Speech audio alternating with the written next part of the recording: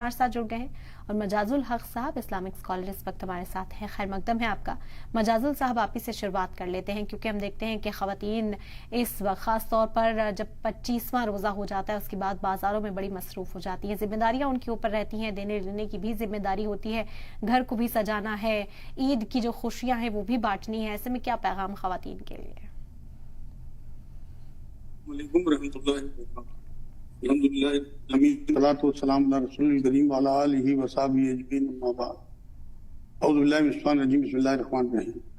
जी बहन, बिल्कुल सही आपने कहा कि आखिरी दिनों में ख्वातीन जो हैं वो बहुत ज़्यादा बाजारों में नज़र आती हैं, बेपर्दगी होती है। रमज़ान जैसे मुबारक महीने में मैं तो बहुत पहले से अपने घर वालों को भी और जो लेडीज़ मेरे पास आती हैं उन्हें कहता हूँ कि शाबान में अपना सारी खरीदारी करके रखें, जिससे कि ये जो आखिरी लम्हात हैं रमज़ान के, इनमें ज़्यादा इसका फ़ायदा उठाया जाए।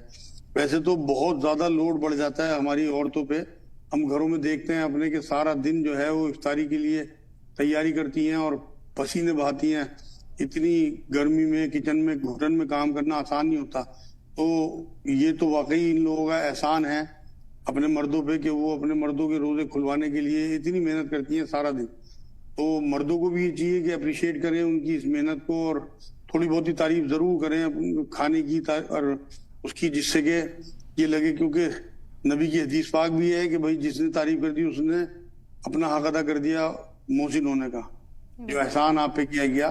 तो लेकिन जो आपने सवाल किया वो औरतों का जो मामला है, मेरे नजदीक तो औरतों को ज्यादा पर्दे में हो जाना चाहिए रमजान में, और खास तौर से जो आखिरी अशरा है इसमें, क्योंकि भीड़ भाड़ बहुत ज्यादा बढ़ जाती है, छेड़छाड़ भी बहुत ज्यादा बढ़ जाती है, औरत मर्द का खुलत मुलत, एक दूसरे को छूना, बाजारों में जानबूझ के जो गुंडे टाइप लोग होते हैं। तो इसलिए जो शरीफ औरतें हैं उनको मैंने अक्सर देखा है कि वो या तो अगर कोई खरीदारी में कमी रह भी जाए तो रात में 1 2 बजे तक दुकानें खुलती हैं, लेकिन उस टाइम भीड़ खत्म हो जाती है, उस टाइम निकलती हैं।